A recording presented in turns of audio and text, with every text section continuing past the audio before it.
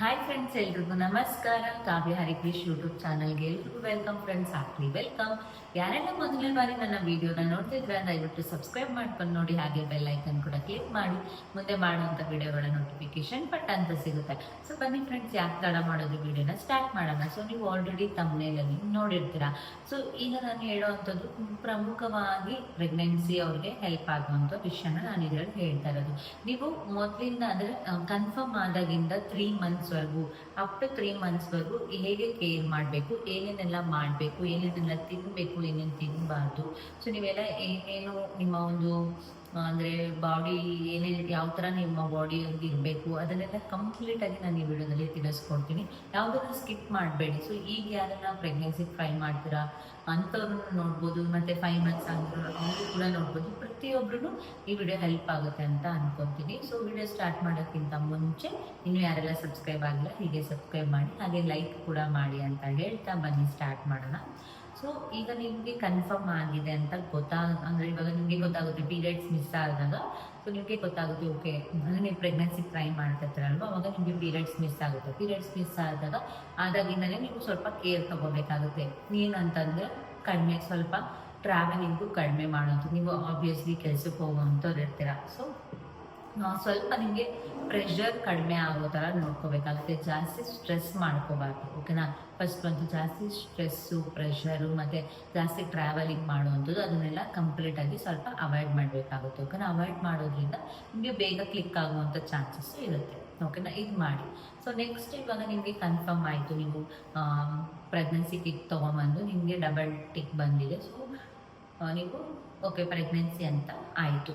ನಿಮಗೆ 3 ಮಂತ್ಸ್ ಆದಮೇಲೂ ಕೂಡ ಅಬಾರ್ಷನ್ ಆಗುವಂಥ ಚಾನ್ಸಸ್ ಇರುತ್ತೆ.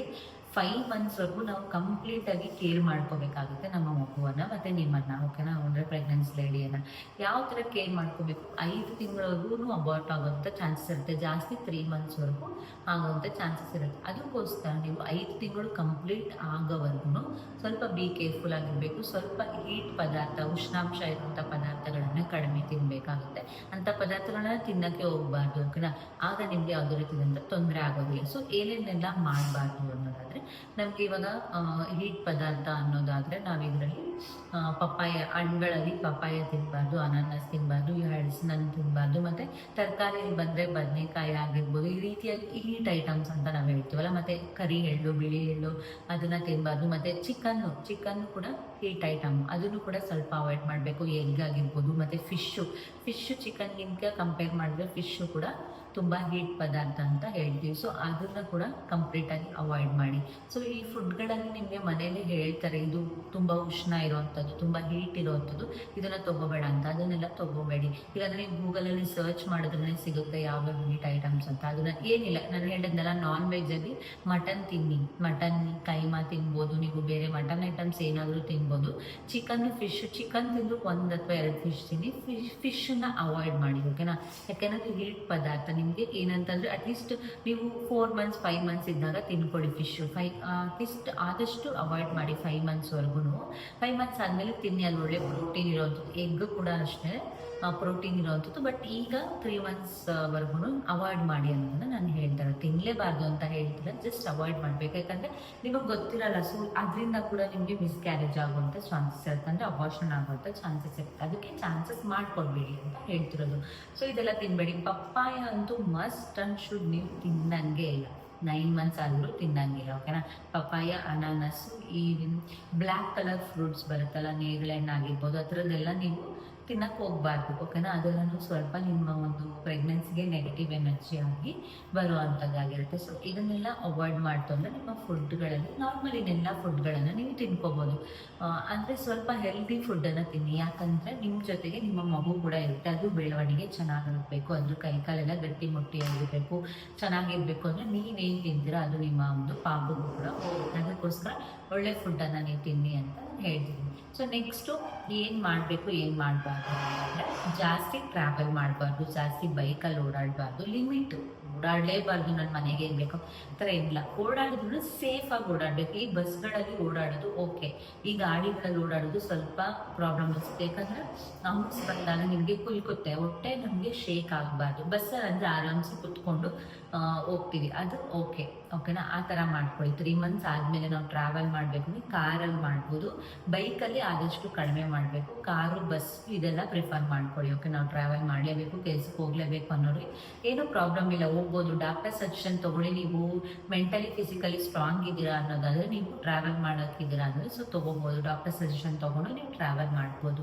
ಓಕೆನಾ, ಇಲ್ಲ ನಮ್ಗೆ ಆಗಲ್ಲ ಅಂತ ನೀವು ಆಬ್ವಿಯಸ್ಲಿ ಮನೆಯಲ್ಲೇ ಸ್ವಲ್ಪ ಕೇರ್ ತೊಗೋಬೇಕಾಗುತ್ತೆ. ಓಕೆನಾ, ಚೆನ್ನಾಗಿ ನೀವು ಡ್ರೈ ಫ್ರೂಟ್ಸ್ ಆಗಿರ್ಬೋದು, ಪ್ರೋಟೀನ್ ರಿಚ್ ಇರೋಂಥ ಕಾಳುಗಳಾಗಿರ್ಬೋದು, ತರಕಾರಿ ಎಲ್ಲನ ಚೆನ್ನಾಗಿ ತಿನ್ಕೋಬೇಕಾಗುತ್ತೆ. ಆವಾಗ ನಿಮಗೆ ನಿಮ್ಮ ದೇಹ ಕೂಡ ಗಟ್ಟಿಯಾಗುತ್ತೆ, ಆವಾಗ ನಿಮ್ಮ ಮಗು ಕೂಡ ಹೆಲ್ದಿಯಾಗಿ ಹುಟ್ಟುತ್ತೆ. ಓಕೆನಾ, ನೀವು ಅತಿಯಾಗಿ ತೂಕಗಳನ್ನು ಎತ್ತಕ್ಕೆ ಹೋಗ್ಬಾರ್ದು. ಈ ನೀರಿನ ಬಿಂದಿಗೆ ಆಗಿರ್ಬೋದು, ಮತ್ತು ಮೇಲೆ ಏನಾದರೂ ನೀವೊಂದು ಬಾಕ್ಸ್ ಇಟ್ಟಿರ್ತೀರ ತುಂಬ ತೂಕ ಇರೋವಂಥದ್ದು, ಎಲ್ಲ ಒಂದು ಬಾಕ್ಸ್ ಹಾಕಿ ತರಕಾರಿಗಳು ಮತ್ತು ಕಾಳುಗಳೆಲ್ಲ ಹಾಕಿ ಆ ಥರ ಎಲ್ಲ ಇಟ್ಟಿರ್ತಾರಲ್ವ ಮನೆಗಳಲ್ಲಿ ಸೆಲ್ಫ್ ಮೇಲೆ, ಅಲ್ಲಿಂದ ತೆಗೆಯೋದು. ಮತ್ತು ದೊಡ್ಡ ದೊಡ್ಡ ಕಿಟ್ ಬ್ಯಾಗ್ಗಳನ್ನು ನೀವೇನಾದರೂ ಟ್ರಿಪ್ ಹೋದಾಗ ಕ್ಯಾರಿ ಮಾಡೋ ಅಂಥದ್ದಾಗಿರ್ಬೋದು. ಆಮೇಲೆ ಇವಾಗ ತೊಟ್ಟಿ ಇರುತ್ತೆ ಅವ್ರ ಮನೆಗೆಲ್ಲ, ಸಂಪು ತೊಟ್ಟಿ ಅಂತ ಹೇಳ್ತೀವಲ್ಲ, ಸೊ ಅದರಲ್ಲಿಂದ ನೀರು ಸೇದೋ ಅಂಥದ್ದು. ಬಕೆಟ್ಗಳಲ್ಲಿ ದೊಡ್ಡ ದೊಡ್ಡ ಬಕೆಟ್ಗಳಲ್ಲಿ ಸ್ನಾನಕ್ಕೆ ಅಂತ ಬಕೆಟಲ್ಲಿ ನೀರು ಹಿಡ್ಕೊಂಡು ಹೋಗೋದು, ತುಂಬ ಭಾರ ಇರೋ ಅಂಥದ್ದು ಎತ್ತಕ್ಕೆ ಹೋಗ್ಬಾರ್ದು. ಮಾಮೂಲಿ ಮನೆಯಲ್ಲಿ ನಾವು ಅಡುಗೆದು ತೂಕ ಇರುತ್ತಲ್ಲ, ಸಾಂಬಾರು, ರೈಸು ಆ ಥರದ್ದೆಲ್ಲ ನೀವು ಮಾಡ್ಬೋದು. ಅತಿಯಾಗಿ ಭಾರ ಇರುತ್ತೆ ನೋಡಿ, 5 kg ಆ ಥರ ಇರುತ್ತಲ್ವ, ಅದನ್ನೆಲ್ಲ ನೀವು ನಾನು ಮೂಟೆ ಎತ್ತೀನಿ ಅಥವಾ ಒಂದು 25 kg ಮೂಟೆ, ಸಿಲಿಂಡರು, ಈ ರೀತಿಯಾಗಿ ಅದನ್ನೆಲ್ಲ ಎತ್ತಕ್ಕೆ ಹೋಗ್ಬೇಡಿ. ಮತ್ತು ಮೇಲೆ ಸ್ಟೆಪ್ ಹತ್ತೋದು ಕಂಪ್ಲೀಟಾಗಿ ಅವಾಯ್ಡ್ ಮಾಡಬೇಕು. ಇಳಿಯೋದು ಹತ್ತೋದು ಅದೆಲ್ಲ ಸ್ವಲ್ಪ ಅವಾಯ್ಡ್ ಮಾಡಿ ನಾರ್ಮಲ್ ಆಗಿ ವಾಕ್ ಮಾಡಬೇಕಾಗುತ್ತೆ. ಆ್ಯಂಡ್ ಮೋರ್ ದೆನ್ ನೀವು ಮೇಲೆ ಹತ್ತೋದು ಕೆಳಗಡೆ ಇಳಿಯೋದು ಆ ರೀತಿ ಎಲ್ಲ ಮಾಡೋಕ್ಕೆ ಹೋಗ್ಬಾರ್ದು. ಓಕೆನಾ, ನಾರ್ಮಲ್ ಆಗಿ ಸಮವಾಗಿರುವಂಥ ಪ್ಲೇಸ್ಗಳಲ್ಲಿ ನಡಿಬೇಕಾಗುತ್ತೆ. ನೀವು ನಡೆಯುವಾಗ ಸ್ಲಿಪ್ ಆಯಿತು, ಜಾರಿ ಬಿದ್ದೋದ್ರಿ, ಅದೆಲ್ಲ ತುಂಬ ಪ್ರಾಬ್ಲಮ್ ಆಗುತ್ತೆ. ಓಕೆನಾ, ಆ ರೀತಿ ಎಲ್ಲ ಮಾಡಕ್ಕೆ ಹೋಗ್ಬಾರ್ದು. ಇದೆಲ್ಲನೂ ನೀವು 4 ಟಿಪ್ಸನ್ನು ಫಾಲೋ ಮಾಡಬೇಕಾಗುತ್ತೆ. ಓಕೆನಾ, ಆ್ಯಂಡ್ ನಿಮ್ಮ ಒಂದು ಪ್ರೆಗ್ನೆನ್ಸಿ ಲೈಫಲ್ಲಿ ತುಂಬ ಅತ್ಯಮೂಲ್ಯವಾದಂಥ ದಿನಗಳೇ ಅಂತಲೇ ಹೇಳ್ಬೋದು. ಅದರಲ್ಲಿ ನೀವು ಮನೆಯಲ್ಲೇ ಗೊತ್ತಿರುತ್ತೆ, ಸ್ವಲ್ಪ ದೊಡ್ಡವರಿತ್ತು ಅಂತಂದರೆ, ಯಾರು ದೊಡ್ಡವರಿಲ್ಲ ಅಂದರೆ ಈ ವಿಡಿಯೋ ಯೂಸ್ ಆಗುತ್ತೆ. ದೊಡ್ಡವರಿದ್ದರೆ ಅವರೇ ನಿಮಗೆ ಹೇಳ್ಕೊಡ್ತಾರೆ, ಅದು ಮಾಡಬಾರ್ದು, ಇದು ಮಾಡಬಾರ್ದು, ಇದು ತಿನ್ಬೇಡ ಮಗುಗೆ ಪ್ರಾಬ್ಲಮ್ ಆಗುತ್ತೆ ಅಂತ. ಸೊ ಏನಿಲ್ಲ, ನಾನು ಹೇಳಿದ್ನಲ್ಲ, ಇಷ್ಟು ಈಸಿ ಟಿಪ್ಸ್ಗಳನ್ನ ನೀವು ಫಾಲೋ ಮಾಡಿದ್ರೆ ನಿಮ್ಮ ಹೆಲ್ತ್ ಅನ್ನೋದು ಆರೋಗ್ಯವಾಗಿರುತ್ತೆ. ನಾನು ಕೂಡ ಇದೇ ಟಿಪ್ಸನ್ನು ಫಾಲೋ ಮಾಡಿ ನಾನು ಆರೋಗ್ಯವಾಗಿದೆ, ನಮ್ಮ ಪಾಪುನೂ ಆರೋಗ್ಯವಾಗಿದೆ. ಸೊ ಅದನ್ನು ನಾನು ನಿಮ್ಮ ಜೊತೆಗೆ ಶೇರ್ ಮಾಡಿಕೊಂಡೆ ಅಷ್ಟೇ ವಿನಃ ನನಗೆ ಬೇರೆ ಎಲ್ಲ ಏನಿಲ್ಲ. ನಾನು ಯಾವ ಥರ ಇದ್ದೆ, ನಾನು ಏನೇನು ಮಾಡ್ತಿರ್ಲಿಲ್ಲ, ನಾನು ಏನೇನು ಮಾಡ್ತಿದ್ದೆ ಅನ್ನೋದನ್ನು ನಿಮ್ಮ ಜೊತೆ ಶೇರ್ ಮಾಡ್ಕೊಂಡಿದ್ದು. ಸೊ ನೀವು ಕೂಡ ಏನಾದರೂ ಪ್ರೆಗ್ನೆನ್ಸಿ ಪ್ಲಾನಿಂಗಲ್ಲಿದ್ದೀರಾ, ಇಲ್ಲ ಪ್ರೆಗ್ನೆನ್ಸಿ ಜರ್ನಿಯಲ್ಲಿದ್ದೀರಾ, ನಿಮಗೆ ಕನ್ಫರ್ಮ್ ಆಗಿದೆ ಅನ್ನೋರು ಈ ವಿಡಿಯೋ ತುಂಬಾ ಹೆಲ್ಪ್ ಆಗುತ್ತೆ. ಸೊ ಈ ವಿಡಿಯೋ ನೋಡೋದಕ್ಕಾಗಿ thank you so much. And ಇನ್ನೊಂದು ಮುಖ್ಯವಾಗಿ ಏನಂದರೆ, ನೀರು ಅತಿ ಹೆಚ್ಚಾಗಿ ಕುಡಿಬೇಕು, ಚೆನ್ನಾಗಿ ನಿದ್ದೆ ಮಾಡಬೇಕು, ಸ್ಟ್ರೆಸ್ಸನ್ನು ಬಿಡಿ. ಇದು 3 ನೀವು ಮಾಡಿದ್ದೆ ಆದರೆ ಯಾವುದೇ ರೀತಿಯಿಂದ ತೊಂದರೆ ಆಗೋದಿಲ್ಲ. ಇನ್ನೊಂದು ಕೂಡ ನಿಮಗೆ ದೇವರ ಆಶೀರ್ವಾದನೂ ಕೂಡ ಇರಬೇಕಾಗುತ್ತೆ. ಆ ಮಗು ನಿಮ್ಮ ಹೊಟ್ಟೆಯಲ್ಲಿ ಜನನ ಪಡಬೇಕು ಅಂತ ಇದ್ದರೆ ಅದು ನಿಮಗೆ ಏನೇ ಆದ್ರೂ ಬಂದೇ ಬರುತ್ತೆ ಅನ್ನೋದನ್ನ ತಲೆಯಲ್ಲಿ ಇಟ್ಕೊಂಡು ನಿಮ್ಮ ಒಂದು ಲೈಫನ್ನು, ಪ್ರೆಗ್ನೆನ್ಸಿ ಲೈಫನ್ನು ಲೀಡ್ ಮಾಡ್ತಾ ಹೋಗಿ. ಆದಷ್ಟು ಎಂಜಾಯ್ ಮಾಡಿ.